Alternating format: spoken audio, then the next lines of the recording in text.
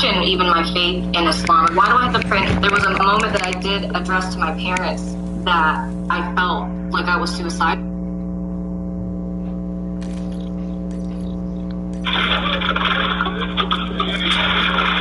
This video from a South Seattle coffee stand, Taste of Heaven Espresso, is getting a lot of attention. It's easy to see why. Emily owns the coffee stand. She's the woman in the video. The video Emma posted is only a fraction of the interaction she had with this customer, which lasted around 15 minutes. She says he was complaining about the price, even though he's a repeat customer. For a customer to get out of a vehicle in any sense, but especially to threaten, to argue, to any of those things, is so wildly inappropriate. Emma tells me she's seen people chiming in with their opinion about her actions, but stands by her decision to use this hammer to crack this customer's windshield. I was scared, and also I had confidence that he was not going to take it further. I think the conversation needs to change from what did she do to deserve that to why did he think that that was appropriate. This video from a South Seattle coffee stand, Taste of Heaven Espresso, is getting a lot of attention. So what brings the former lead singer of Merciful Fate to London? We have a new album called Fatal Portrait coming out in Britain on the 14th of March. Should be out worldwide on the 14th of March. And actually, I must say, that's what you can hear playing in the background, lurking in the dark from the album Fatal Portrait. What actually happened to Merciful Fate? Where did they split up? We split up on the 12th of April, the day after we played our last gig in Copenhagen. Yeah. Mostly due to an unprofessional attitude from certain members of the band. You know, the kind of stage clothing. Somebody didn't want to do the interviews and in-stores that I needed to make a career, and dressed up too funny, you know, like short trousers and stuff. It didn't fit in with the show.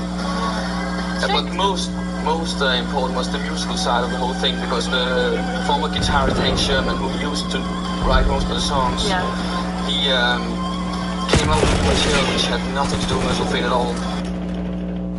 So what brings the former lead singer of Merciful Fate to London? We have a new album called Fatal Portrait coming out in Britain on the 14th of March. Should be out worldwide on the 14th of March. And actually, I must say, that's what you can hear playing in the background, lurking in the dark from the album Fatal Portrait. What actually happened to Merciful Fate? Where did they split up? We split up on the 12th of April, the day after we played our last gig in Copenhagen. Yeah. Mostly due to an unprofessional attitude from certain members of the band. You know, the kind of stage clothing. Somebody didn't want to do the interviews and in-stores that I needed to make a career, and dressed up too funny, you know, like short trousers and stuff. It didn't fit in with the show. But most important was the musical side of the whole thing, because the former guitarist Hank Sherman, who used to write most of the songs, he came up with new material which had nothing to do with Merciful Fate at all. So what brings the former lead singer of Merciful Fate to London? We have a new album called Fatal Portrait coming out in Britain on the 14th of March. Should be out worldwide on the 14th of March. And actually, I must say, that's what you can hear playing in the background, lurking in the dark from the album Fatal Portrait. What actually happened to Merciful Fate? Where did they split up? We split up on the 12th of April, the day after we played our last gig in Copenhagen. Yeah. Mostly due to an unprofessional attitude from certain members of the... Widen the gap.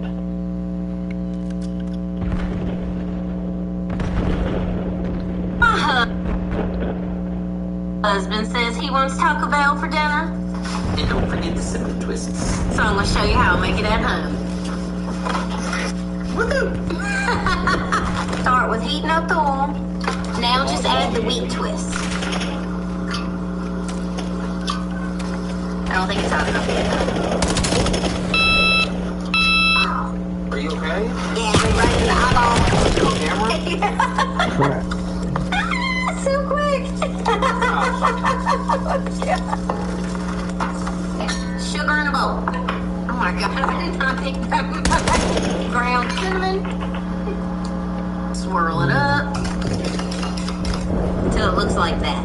Your crispy twist. Add the cinnamon sugar and toss.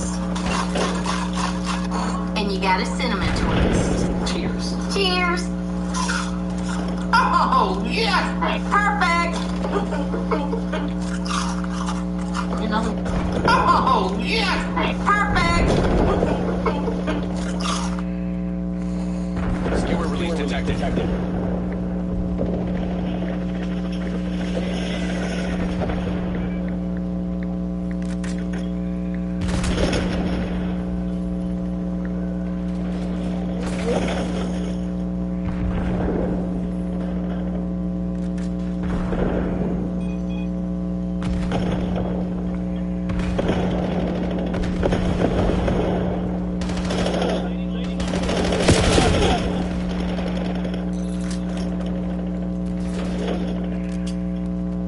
Enemy UAV detected.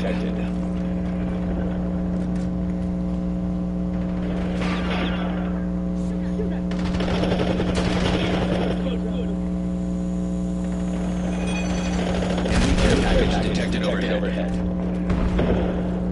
The fact that we get to play and love what we do, and someone takes that and puts it in their own sense, and then they get their whole audience pumped up for their team to play. Metallica, the undisputed titans of heavy metal.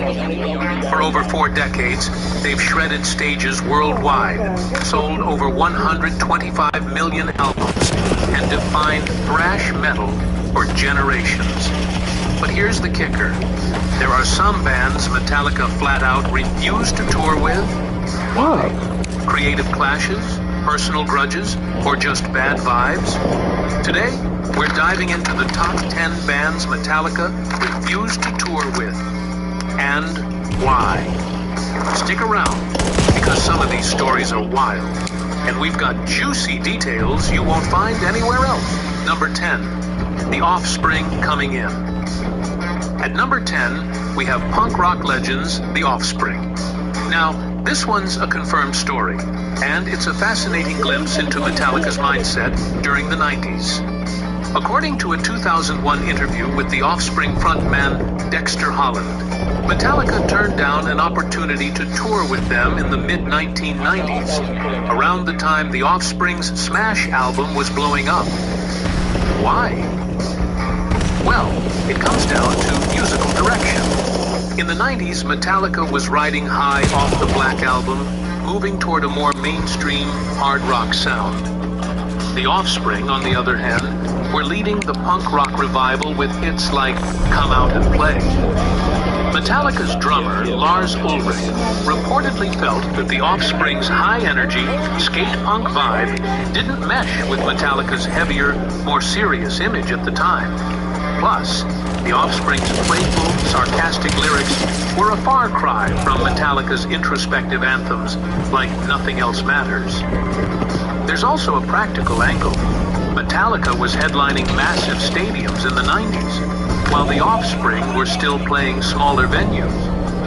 The logistics of pairing a punk band with a metal juggernaut might have been tricky. And let's be real, Metallica's fan base might have eaten The Offspring alive if they opened. No bad blood here, just a clash of styles. Dexter Holland later said he respected Metallica's decision, but it's still a what could have been moment for 90s rock fans. Number 9, Limp Bizkit. At number 9, we've got Limp Bizkit, the new metal pioneers who dominated the late 90s and early 2000s. This one's not explicitly confirmed, but the evidence is strong. In the early 2000s, during the height of nu metal, Limp Bizkit was one of the biggest bands around, with hits like Break Stuff and Rollin'. So why didn't Metallica, who were still a massive draw, ever tour with them? First, let's talk image. Metallica's always been about authenticity, grit, raw power, and musicianship. Limp Bizkit, led by Fred Durst's frat boy persona, leaned into a more theatrical, in-your-face style that didn't align with Metallica's vibe.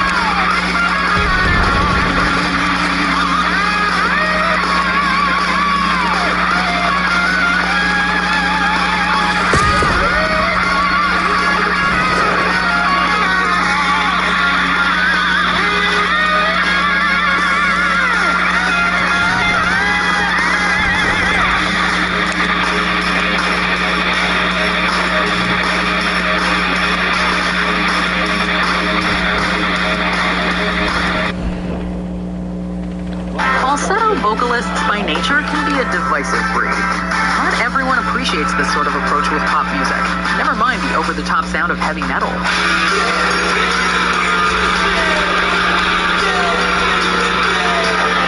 Yet Denmark's own King Diamond has been able to carve out a career so influential that it went on to inspire world-dominating acts like Metallica.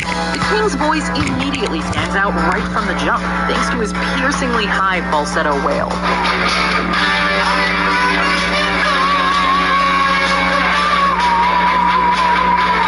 This approach was balanced with lower semi-growl tones on early Merciful Fate records, while King Diamond's solo career saw the man getting more dramatic and operatic than ever. Love him or hate him, King Diamond's voice will never change, and his fans would not want it any other way.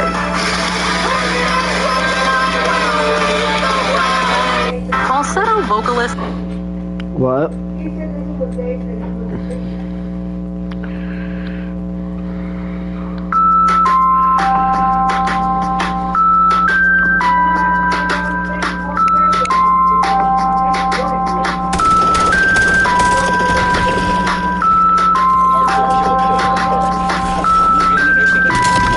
Yeah, I'm on the, I'm recording live. At 68 years old, the godfather of theatrical horror metal King Diamond has finally revealed something fans never expected to hear. Known for his bone-chilling falsetto, corpse paint, and terrifyingly vivid concept albums, King Diamond, born Kim Bendix Peterson, has spent decades haunting the metal scene with his dark artistry. From his early days in Denmark to his legendary work with Merciful Fate and his solo career, he created a persona that blurred the lines between horror fiction and personal truth. His stage shows were gothic nightmares, his lyrics twisted tales of haunted houses and demonic possessions, but behind the elaborate performances, fans always wondered who the real man was. Was King Diamond simply a master of horror theatrics, or did he draw from something deeper, something darker within himself? For years he remained silent, never breaking character, never revealing the man behind the paint. But recently, in a rare and emotional interview, King Diamond opened up, and what he shared left the metal world stunned. His darkest truth wasn't about death or demons. It was about fear. The fear of losing his identity to the character he had created. Over time, the line between Kim Peterson and King Diamond began to blur.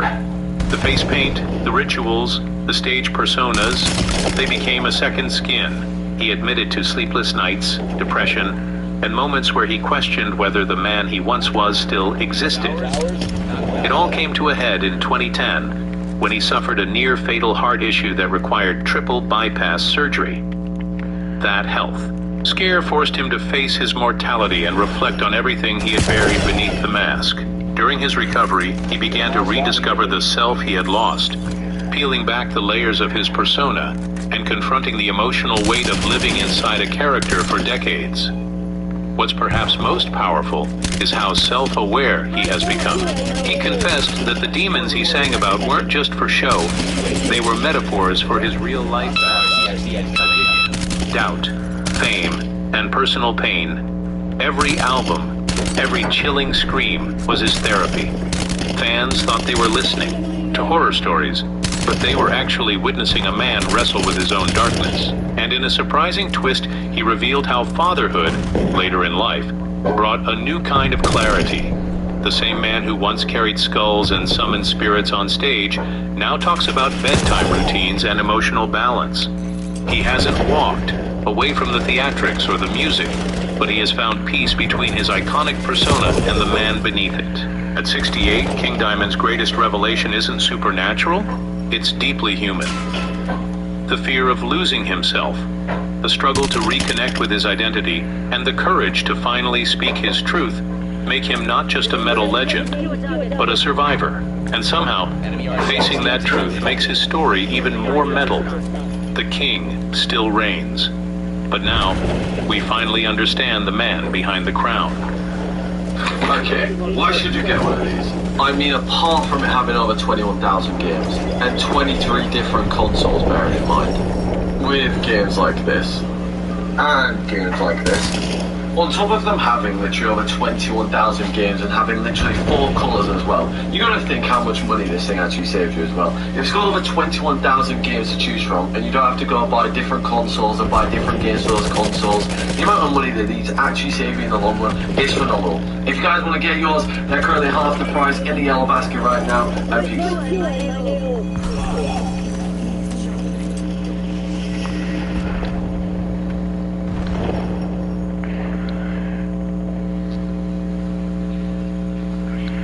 'Claimed to be powerfully disturbing anti-religious artwork.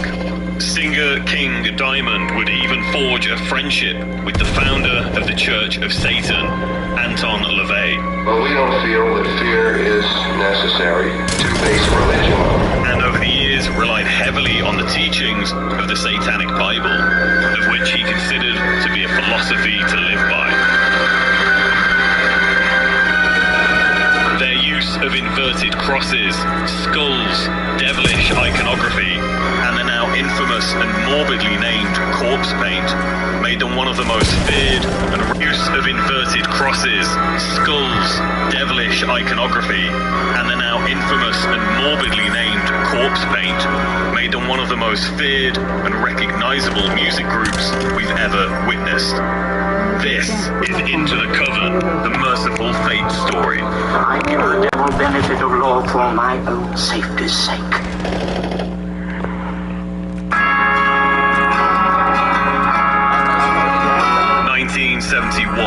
Kim Petersen, better known as King Diamond to you and me, would buy his first 3 vinyl records: Deep Purple's Fireball, Black Sabbath's Master of Reality, and Jethro Tull's Aqualung. Born in Copenhagen, Denmark in 1956, he was around 15 when he discovered these early influences. He would listen to rock programs on a small cassette radio that blasted Sabbath, Paranoid, and Deep Purple's In Rock, amongst others, opening his eyes and ears to the world of rock and heavy metal. Although Sabbath had often been labelled as a band of the occult, King Diamond had already found his love for horror and things that go bump in the night, thanks to his parents allowing him to watch some early scary movies and TV shows. My parents would let me watch it back when there was only black and white TV, maybe when I was 10 or 12 years old. I would sit up and watch Frankenstein, Dracula, and all those old classic horror movies. Then I remember when the door was not completely closed at night, I was sure they would come up from under my bed. His favourite horror film of all time, though, would become The Shining, a film directed by Stanley Kubrick. Is mine. 5 hours.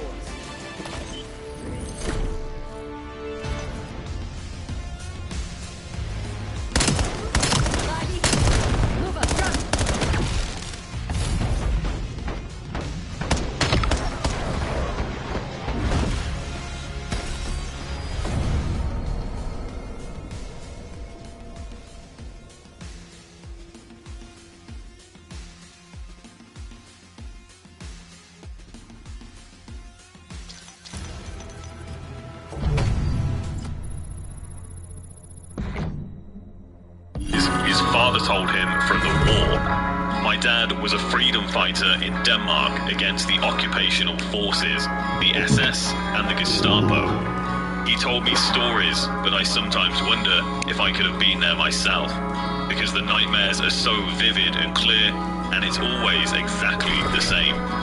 Before becoming a corpse-painted singer, though, he first tried his hand at being a guitar player after hearing Led Zeppelin in 1969.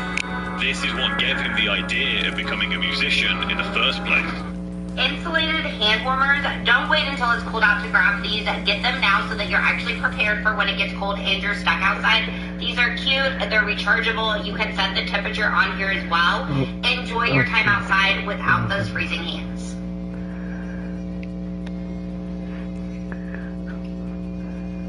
Hair loss secrets I refuse to gatekeep. 1. Massaging your scalp stimulates hair growth, it boosts blood flow, stimulates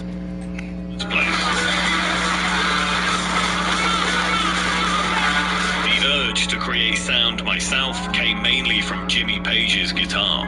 I got the first Led Zeppelin album, and I was like, man, I would love to create that raw guitar sound. So I saved up again and got my first guitar, which was a lousy copy of an Explorer. When I got it home, I was surprised that it didn't sound like Jimmy Page. A family friend told me that I needed an amp. After a family friend built him his own guitar amp, he would take it to the local library of all places where they had small rehearsal rooms and try to recreate the now classic Jimmy Page sound, which, as we all know, definitely isn't the musical path that he would end up following. Soon after, he would join his first band, Brainstorm, where he actually played guitar and didn't sing at all. He'd not yet even considered becoming a singer or the iconic frontman we see before us today until he joined Black Rose. I was thrown into being a singer because the band I played guitar in stopped, and then I was looking for another band to play guitar in, and I saw this ad in a supermarket. A band looking for a singer that was playing Deep Purple style. I had never sang in my life. Black Rose would be that band. They asked him to sing Space Truckin' by Deep Purple, which would be the first song King Diamond ever auditioned with for a band as a singer. They rehearsed for several hours and Diamond left without a voice. He spent the entire audition just trying to scream and had wrecked his vocal cords. Diamond eventually learned how to control his voice with breathing techniques, which led him to develop the now very recognizable falsetto tone we hear today. Neither Brainstorm nor Black Rose amounted to anything, and King would soon find himself in a band with guitarist Hank Sherman. This band was called Brats. More hard rock mixed with punk than anything else. King Diamond would replace their singer, Jens Leonhard. But this band wouldn't last long either, as King and Hank decided to renounce the commercial path the record label wanted Brats to follow, and started their own group. A group more suited to their beliefs and destiny. That group would be known as Merciful Fate.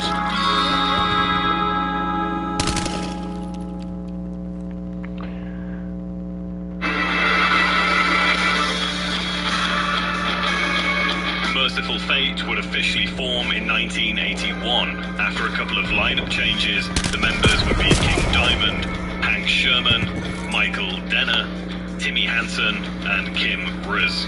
This lineup would span the first era of the band up until 1985. Satanism would play a big part of the band's image and philosophy right from the start. It's not exactly clear when King Diamond first got his hands on the Satanic Bible, but he states that he lived by its teachings long before reading it. There is a book written by a guy called Anton Santa LaVey who lives in San Francisco. In 1966 he came up with the first real established satanic church in America, and he's written a book called the Satanic Bible, and that book is a book I can go for 100%, and it explains 2/3 of the book is pure life philosophy, the last third is about magic, and it's not like people think it's just all about being evil. It's about accepting both evil and good, preferably 90% good, 10% evil. The Satanic Bible was published by Anton LaVey in 1969. The book itself does not teach you how to worship Satan. Rather, it's a collection of essays, observations, and rituals published by LaVey. And not only is it the central religious text of LaVeyan Satanism, it is considered to be the most important document to influence contemporary Satanism to this day. King Diamond would meet LaVey at some point during the 80s, developing a close friendship and even dated one of his daughters. That experience of meeting LaVey, going to the church and getting certain confirmations meant so much to me. But I didn't need the Satanic Bible to confirm my life philosophy. I already saw things that way before I ever read the book, but it was interesting to see it in writing, and then to meet them and see how serious they were about what they were doing. It wasn't just some gimmick for money. I met with LaVey, just him and I, for an hour and a half in the ritual chamber. I told him how I felt, and he took his Baphomet symbol off and pressed it into my hand. So it seemed King Diamond had already decided to incorporate this satanistic mentality into his music long before he discovered the Satanic Bible. The occult theme influence would be introduced to Merciful Fate at a very early stage also, when they started to record some of their first demos, and were seemingly visited by a supernatural force. We were waiting for the other guys to come by my apartment to listen to our new demo, and something really weird happened. There was definitely a presence there that made my glass float in the air. We all saw it. We were not on anything. I'd never done drugs. We weren't even drunk or anything like that. It really blew our minds. From then on, I wanted to learn more about it, because if you experience something like that, either you block it out because you're scared, or you get so fascinated and interested that you dig deeper. And that's what I did. The first official release from the band would clearly reflect this early interest in the occult and supernatural. A self-titled EP released on the 8th of November 1982 would feature 4 songs, all written by King Diamond and Hank Sherman. A Corpse Without Soul, Guns Have No Fun. Your beasts are so cute. Sergeant Rita smiled at my baby Windspeed Thunderbird and Tiny Spider, then flicked them with her finger, knocking them over. Unfortunately, cute will get you killed. You need killer beasts to make it to the top of the class. The entire class laughed at me as I opened more beasts back up. I looked up Hawk in my beast system. Strength, 10 out of 100. Doomed by the Living Dead. And Devil Eyes. Their debut LP would come but a year later. Melissa, released in October of 1983 via Roadrunner Records. It's fair to say that at the time, Roadrunner was a fairly new label, founded just 3 years earlier. Not only did they focus on metal music, releasing Metallica's Kill 'Em All in collaboration with Megaforce Records during the same year, but they also released music from Roman Grey, a Canadian dream pop outfit. Black Flag, and even an a cappella group from Toronto called the Nylons. Although Melissa wasn't a commercial success, its unique concept, lyrical content, accompanying album artwork, and the band's overall image would all contribute to what would become a cult-like following amongst their audience. Melissa, recorded in just 8 days, would be noted by some critics as one of the first examples of an extreme metal and black metal record. Which is definitely not something it would be labeled as today. Yet it became a heavy influence for metal musicians to come within these genres. Even though Slayer released their debut record later that year, Kerry King cited Melissa as a big influence on their future material. There was definitely a Merciful Fate influence on Hell Awaits. You can tell by the super long songs with 10,000 riff changes. That was definitely a Merciful Fate influence.